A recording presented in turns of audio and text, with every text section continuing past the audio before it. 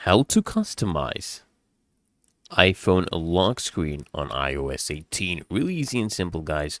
So this is what you have to do, okay?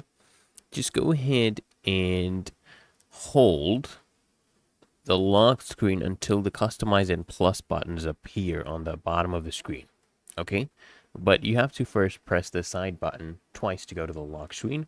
Then just touch and hold to lock the screen. And then the customize and plus buttons will appear at the bottom of the screen. Then what you want to do, guys, is you want to go ahead and tap the plus icon to create a new lock screen or make changes to a lock screen. So swipe the screen you want to change, tap customize, then just tap lock screen, okay?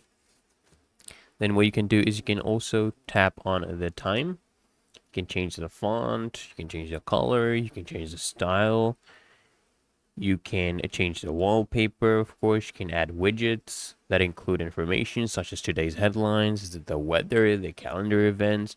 Just tap on a widgets right here to add that. You can remove certain things. You can remove maybe torch icon, camera icon. You can remove these whether you want them or not. And it's really that easy and simple, guys. So hope this guide provided value to you.